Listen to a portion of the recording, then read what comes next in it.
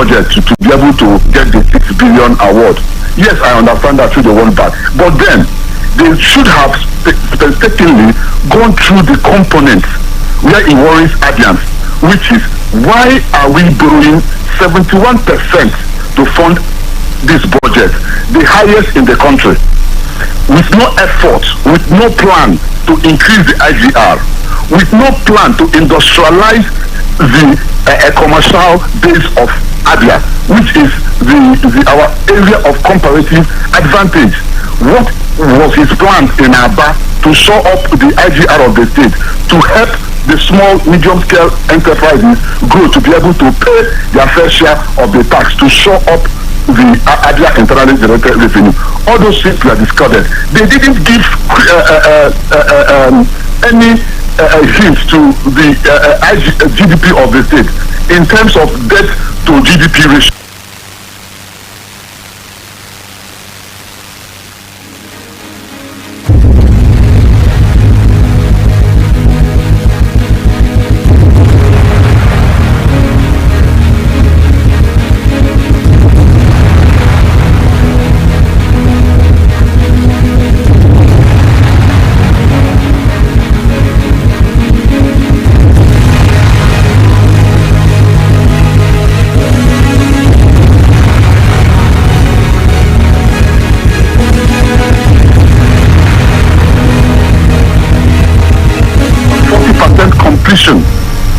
And you have awarded that road contract even before you became governor. And we know the relationship between the chairman of the Julius Vega and the chairman of Signature Bank. Now, before you became governor, you have taken them there to show them the road. Then upon being sworn in, they were given this contract. No public bidding, no information about the process. All we heard that you received 2 billion naira from them, and it goes for 30 billion. The highest road project, the highest cost you can get anywhere in this present day Nigeria. And I ask this question: if we go by that estimate, when we know Julius Vega does this road for 700 million and ours go for 6 billion, and you're budgeting 84% of your budget to capital expenditure, it means we are going to dash away money to contractors. We are going to give away other resources to contractors. So that 385 billion they say they are going to borrow to fund projects is a ruse. The fact of the matter is that the bulk of that money going by this Port Harcourt road will go to over-invoicing, we go to exaggerated costs. Then I expected the House of Assembly to pull down and ask very serious questions about costing. What is it going to cost the other taxpayer to do a kilometer road? Are we going to be at par with other states, or are we going to dash out 6 billion per kilometer road? Those are questions that should prick every Abian, and we expected the men who represented us to ask those questions, because when it comes to borrowing, then it is a must that the oversight function of the House of Assembly must come into play. It is a must that the concerns of Abian should come into play. They should factor in the concerns of Abian. And they didn't do that. What we saw was a kumbaya. They tried to adjust the recurrent expenditure, which means they are to an extent sensitive to the complaints of Abian. So what about this other huge part? Borrowing is good, but there has to be plan. Borrowing is wonderful, but it has to be within the limits of what is realistic.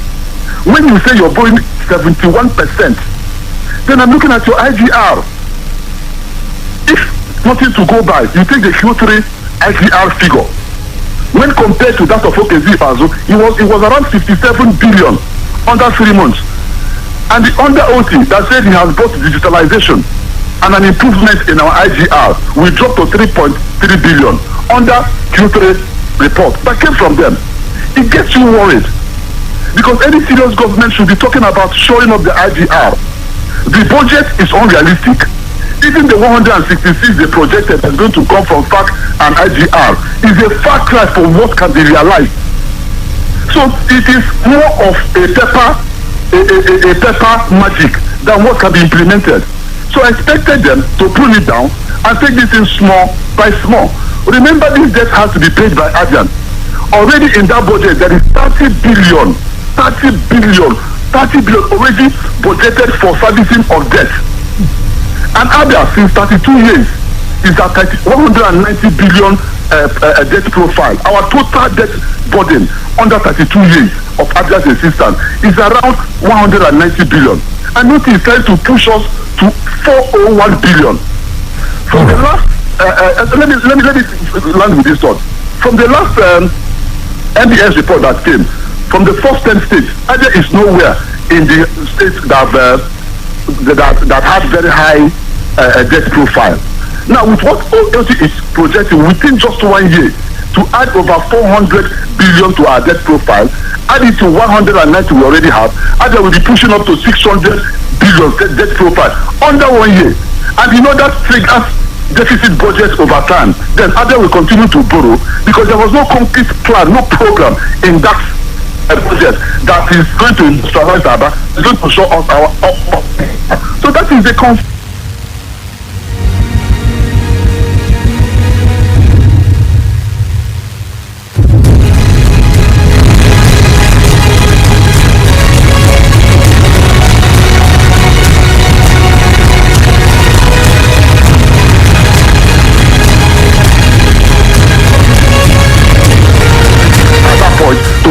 At least you expected a review to get this to something realistic. Let's talk about the members of the State House of Assembly. It's a multi-party assembly made up of the ruling party and of course the opposition parties. What do you make of the silence of the lawmakers about the budget? Do you think the governor has succeeded in winning members of the State Assembly to his side? What do you make of the silence?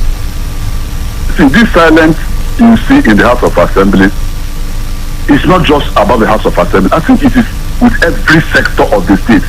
Civil servants no longer have that voice to come out to say this is happening to them. I could remember those days where every civil servant could come out and say they were not paid, they were shortchanged, they were being deducted. There is this autocracy that has invaded the land, that has shot everybody. Everybody is afraid. Democracy should be government that allows the people to say their mind. But there is this level of autocracy that they indirectly or directly that has taken place, that has been instituted in the state, that gets everybody afraid to talk. The House of Assembly is not left out in this game.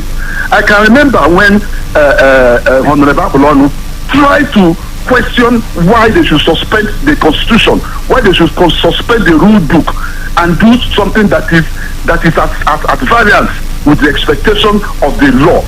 He was suspended. Nobody talked. I am still talking about when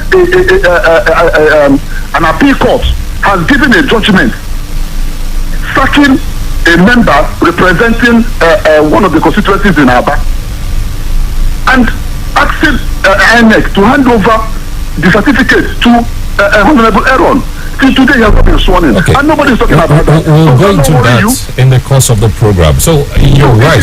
Are you saying the lawmakers have been intimidated, that they can no longer speak? They are not only the people under this system. Okay, let me tell you. Under the Q3 report that came out, a whooping 770 something million naira was said to have been spent on the House of Assembly. I did the tabulation myself, and I gave them a flat based on the 24 members and 700 and something million that was said to have been spent on them. Every lawmaker was to go home with 11.1 million naira, going by that report.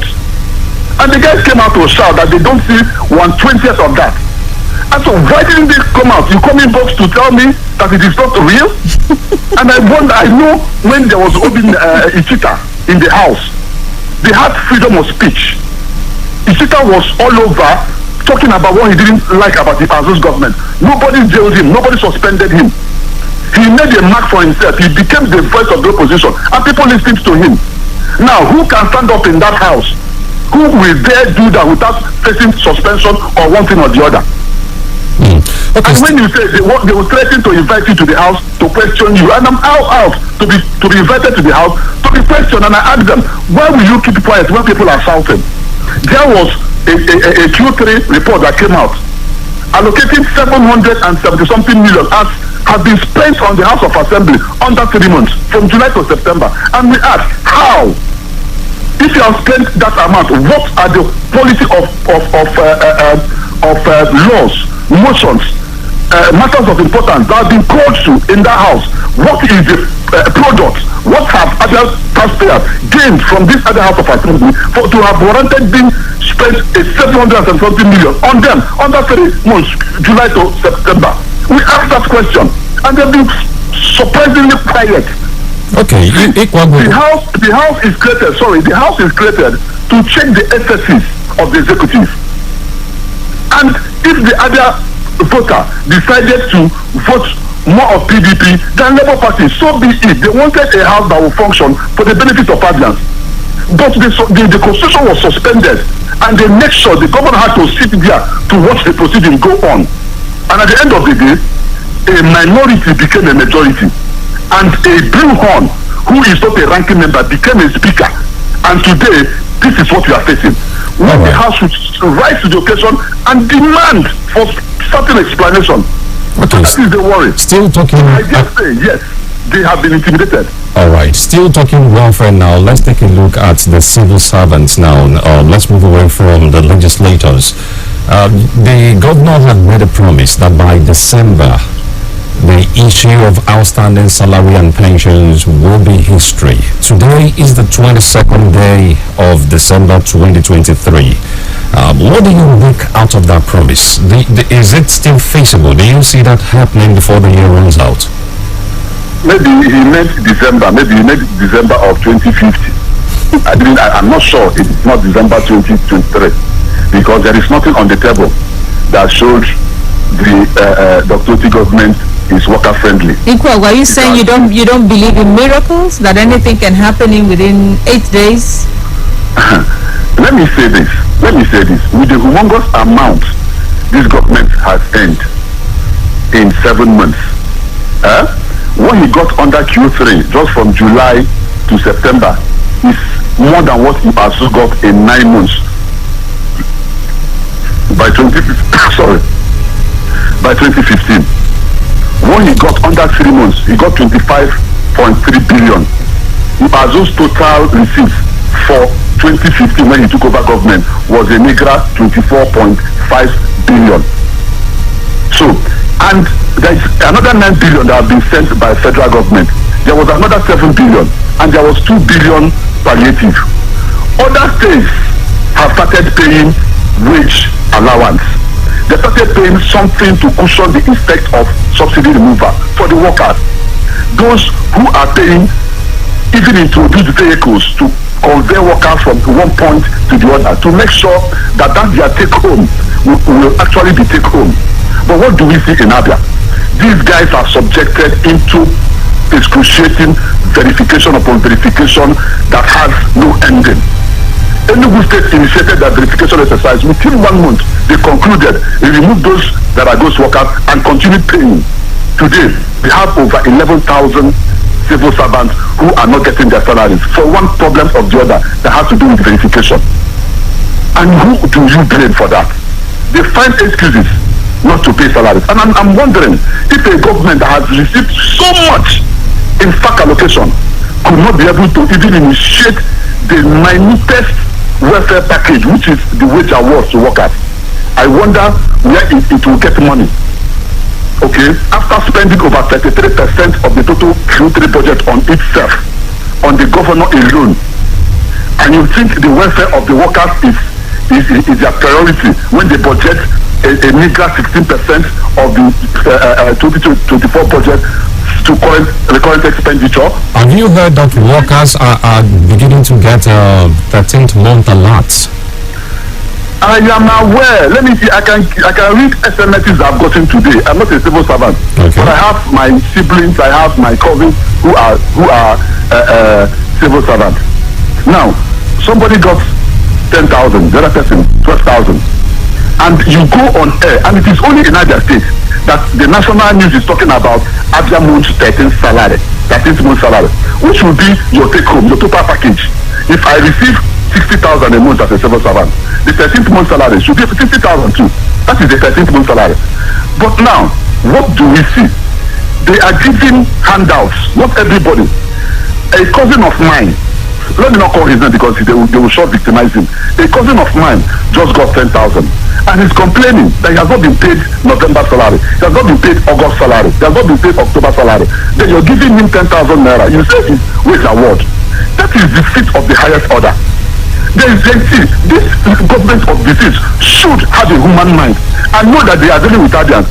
No matter what you tell the national audience, the fact remains that these poor workers are suffering. A good number of them do not receive salary. Permanent secretaries are on suspension. They don't even know their state how to speak. A friend of mine who is a director today since a year ago has been receiving salary as a deputy director.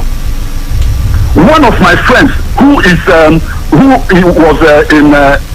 receiving salary under Conhit, yes, was dropped down to his 2022 grade level.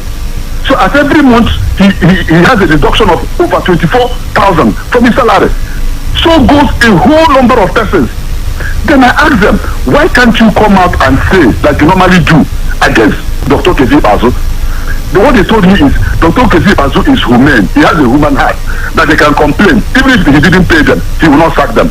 But in this instance, that they feel they are under an authority that is very harsh. So they are afraid to talk. A lot of them come to inbox to complain. So when you use semantics to confuse people, when you use some kind of language that you know that is not totally true, yes, you paid something, but that is not enough to say you have paid 13th month salary. Imo State is paying wage bill of 20,000 per worker, and today they are receiving their full month salary as a 13th month salary. Ebonyi State is paying 100,000 naira to every worker, everybody, both local government, both senior and junior civil servants, upon the fact that they are still paying 20,000 wage award. Akwa Ibom the same thing. Enugu State governor the same thing. It is only in Abia State and Kano that you see a kind of anti-workers policies taking place. And it is only these two states that you see that run up to national TV to take awards, to say that the best governors. And I ask, what are the parameters to judge? I carefully listened to Governor Oti when he was making his presentation. He counted only 4 roads as roads he has fixed. And when I measured those roads, it is not up to 200 meters. Reconstruction, repainted, doing right about. Just 4 roads under before he doing his presentation. So I wonder, where are the roads?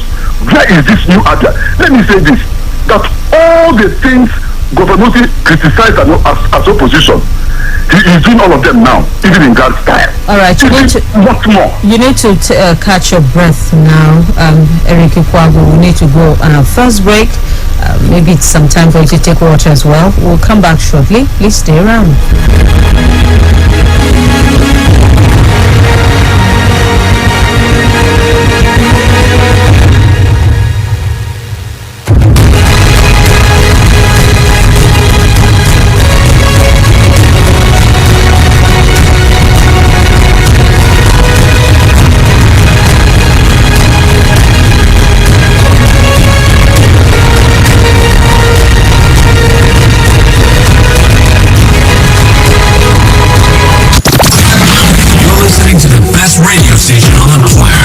Cracking everybody. Drop that record, boy. 94.9 FM. This is the birthday show. Calling you from Flow 94.9 FM Umahia. Oh my God. Actually live on radio. Happy birthday! To read that special birthday celebrant on top Flow Birthday Call. Yes, so just thinking 1,000 naira. Flow 94.9 FM Umahia will help you show working on top that special person bele. Help you give special salary to that special person on top his special day. We are Shadalo enter Flow FM complex way balance for 7B Factory Road Umahia. Sharply then you enter Facebook, Twitter or Instagram at Flow 949 FM. Call 0810 242 1016 for more information. Great music, giveaways, interesting games with prizes up for grabs. Get entertained with the coolest music, face-offs, and hottest mixes, all on the Flow Lounge. Let's help you unwind and let out all the stress of the week every Friday at 1:30 p.m. exclusive to Flow 94.9 FM. Omahia, the flow of God's own stage. The Flow Lounge. Fear everywhere. We heard today that the bandits are now in the The government should actually look into the security system and ensure that something is done.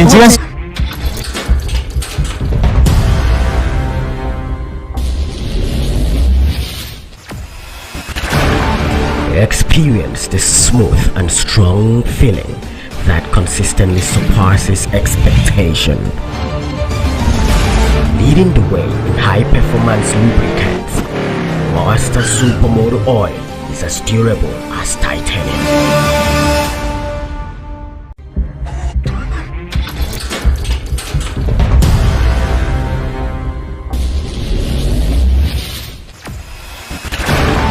Experience the smooth and strong feeling that consistently surpasses expectation. Leading the way in high-performance lubricants, Master Supermoto Oil is as durable as titanium.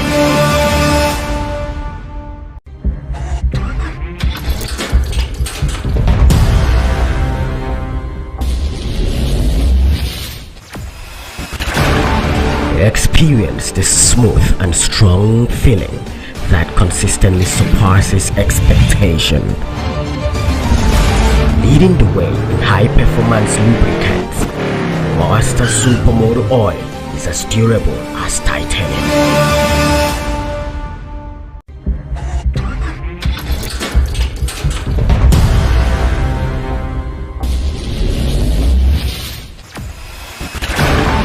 Experience the smooth and strong feeling that consistently surpasses expectation. Leading the way in high-performance lubricants, Master Supermoto Oil is as durable as titanium.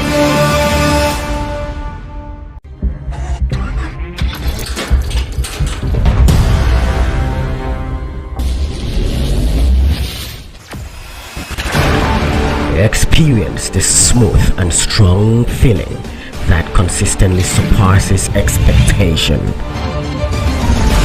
Leading the way in high-performance lubricants, Master Supermoto Oil is as durable as titanium.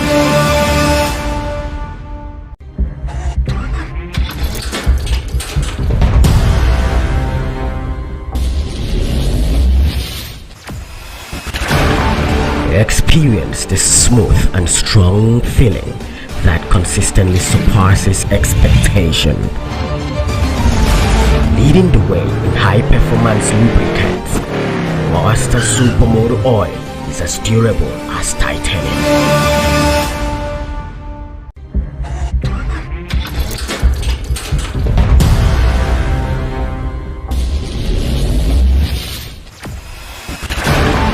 Experience the smooth and strong feeling that consistently surpasses expectation. Leading the way in high-performance lubricants, Master Supermoto Oil is as durable as titanium.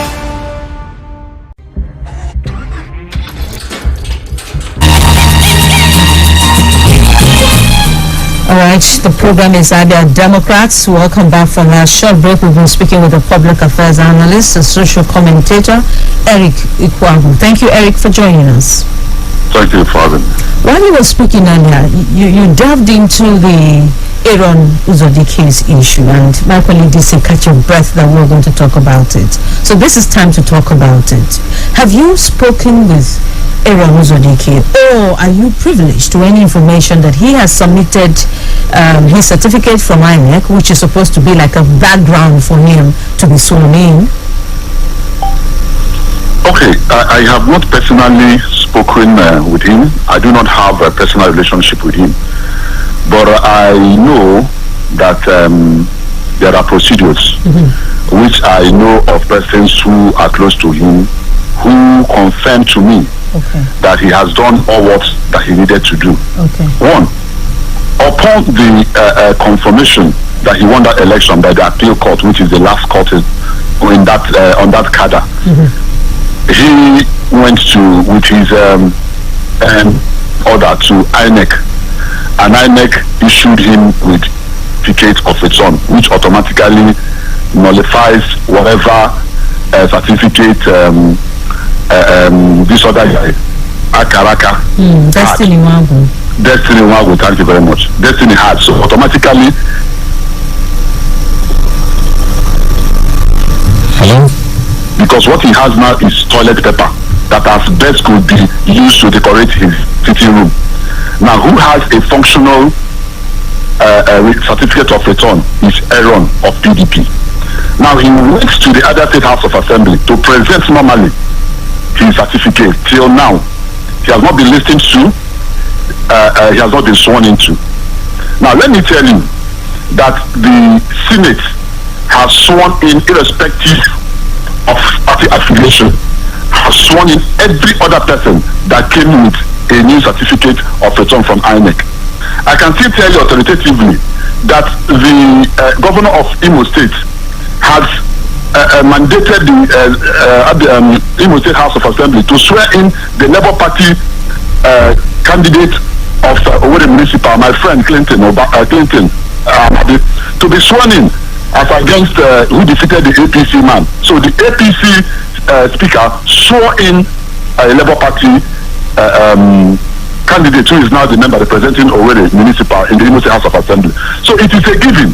I don't think it is, when it comes to Abia, people will pick and choose what law to follow and what law not to follow. It is a constitutional democracy, and our democracy is predicated on the strength of our constitution. I don't think that the House of Assembly, if it is me, I have my way of doing things. When the issue of majority and minority came up, I offered my advice, which if they had followed today, we wouldn't be where we are today. But it is up to them. I'm not a member of the House of Assembly. I don't even have the locus to challenge matter when it comes to the internal issues in court. But I respected Aaron to have approached the court for interpretation. I respected him to approach the court to get an injunction to swear him in immediately because he has authentic certificate of return. I don't know what is happening there, and I respected the House of Assembly, especially the ones from PDP who are 11 in number, to stand up to say this is wrong. We are not going to sit again, and if they don't sit, you don't even have the quorum. We are not going to sit again till the proper thing is done. One for all for one. That is what I expected from them. But today, it's over 3 weeks now the guy was given judgment. It's about 3 weeks now he has collected his certificate of return, or personal certificate of return. They have refused. And I have to call the National Assembly, if it is me, if I have the right, I will write the National Assembly to report such disregards to the rule of law. And that is what is characteristic of the Labour Party Abia State. They do not follow the law. Even in their conduct of their primary election, they didn't follow the law. And that is why we are challenging it in court today. So you also have to subject yourself to the Constitution of the Federal Republic of Nigeria, irrespective of how bad you feel about it. A court of competent jurisdiction, the last court of the land when it comes to House of Assembly election, made a pronouncement. No matter how you feel about it, you are under authority of that court to swear in Aaron. But today, they say they are waiting till December. That they know, why will you wait till December when the work there was with immediate effect? With immediate effect. The House has gone on recess, so maybe he may be sworn in January. But this thing happened over 3 weeks ago. Oh, yeah, they were in section. They would have sworn him in immediately before going for recess. What were they waiting for? Not to give PDP the teaming majority they deserve? Now, when it comes to the issue of governance, it should be party blind. The Speaker of the Abia State House of Assembly is no longer a Labour Party man. He should be an Abian who should follow the law. But to my greatest chagrin, what I'm seeing coming out from that house is still partisanship when it even comes to the issue of governance. I saw when the last house that was headed by Honorable Tunudum Oji had to even match the streets to ask the governor of Abia State to make sure that the contractors handling certain roads do it according to stipulation, according to standard. He was a PDP man. He didn't go to sit down to say, okay, kumbaya, if it is PDP, do anything. But he went out, took some house members upon the complaints of Obi Nchita to go to investigate those things. I've never seen this House of Assembly stand up. We have complained about 30 billion on Port Harcourt Road. Nobody's talking about it. We have complained the expansion, which they christened 6 lane. A minor expansion that is sort of to a walk path in Osa Road at over 12 billion naira. And nobody is talking about it. The House of Assembly is silent. Now, once you enter that hallowed chamber of God as the House of Assembly, you are representing the entire state. Yes, your constituency first. Those who are your party members and those who are not your party members. You are representing everybody. The Speaker of Abia State House of Assembly is an Abia force before a Labour Party member. So we had expected them to stand up. Yes, I know how hard the governor fought for him to become the Speaker. But irrespective of that, Abians are expecting him to show leadership. He is a leader of an arm of government. We had expected him to put his legs on the ground and say, let me swear this man in according to what the law says, according to the Constitution. We are a constitutional democracy. We expected the Constitution to be respected. Eric? And the court of competence decision say that, and you're flouting that order. All right, Eric. It is contempt of court. Eric Ikwagu, permit me to sound like the devil's advocate. The current Abia House of Assembly, out of the 24 members, 20 are new members. First timers, we call them. Only 4 are ranking members, like people who have been to the House before. So is it possible that some of these things we're experiencing in the House is because they're just learning the ropes? I'm just trying to sound like a devil's advocate. What do you think? There's a clause that allows only ranking members. In Enugu House of Assembly, they have 14 Labour Party members, about 10 PDP members. Now, the Speaker of that House of Assembly is a PDP man because he's a ranking member. Then the majority of is a person of majority, let's say power of the governor to push a PDP man as the majority leader. But today, a Labour Party member is heading that house as a majority. That is where a governor who respects, that is how a governor who respects the rule of law should do. Actually, Eric, I'm talking about independence. You were complaining about the issue of independence. No, I gave an instance. Okay. I gave an instance. Then I'm coming back to your question. I have to lay a background. Okay. Where if the rule of law had been allowed to prevail, a ranking member who understands the game, because you spend taxpayers' money to train these men. You spend taxpayers' money to train these men in more advanced democracies. You see a member in a house of a senate like in America spend 30-40 years in that house because they know he has to come with experience. Being in the house is something that comes with experience. You understand the legislative business. The more you stay there, you learn by practicing. Now, it was taxpayers' money that they used in housing them in New York to, take them through the rudiments and expectations. So they should have understood. And you don't need to fail to understand that the law should be followed. A law of competent jurisdiction, a court of competent jurisdiction issued an order. It is an order of court. I don't think there's anybody in that house that is less than 18 years that shouldn't understand what the law says. So it has to do with one, being over partisan in the hallowed chamber that should be party blind. When the business of politicking is over, the business of governance takes place. You are there to represent the interests of Abians in line with the dictates of the law and not with the dictates of your party leadership. Now the speaker, I hold him responsible for this. No matter whatever influences are coming from anywhere, he reads you and the constitution, and that was presented to you as the leader of that house to swear this man in. You would have authenticated the certificate of return. You would have, upon authenticating that, swear the man immediately, irrespective of emotional or sentiments that are biased about it. It shouldn't be an issue. But today, what are we seeing?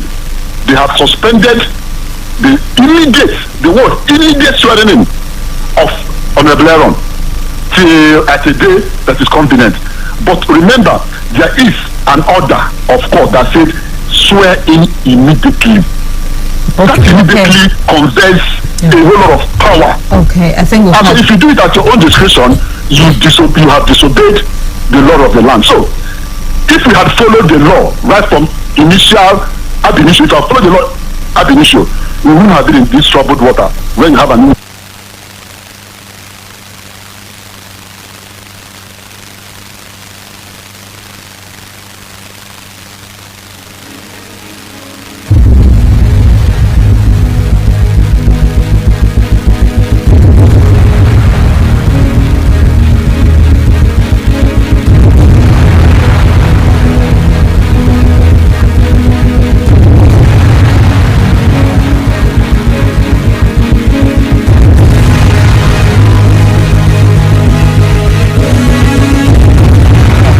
to parents and government alike? My heart sincerely goes out to the families of these children. I know what it is to lose a loved one. Not to talk about kids, very innocent kids. A man has lost entire family in one swoop. My heart goes out to that Ebony man who lost his child, and then this other issue that I had happened around a tenant who just moved in. Okay, that shows the security situation, that is that has tanked in other states. Yes, there is no society that is 100% fortified when it comes to security. But then, Abia before now was reputed to be among the safest states in the country. You will agree with me that government is a continuum. I expected I'm not going to put the issue squarely on the foot of this government, but I'm going to give them a portion of blame, because the higher the number of young people out of job or out of any meaningful profitable engagement, the more crime. You rarely see a 60, 70-year-old man indulging crime. It is a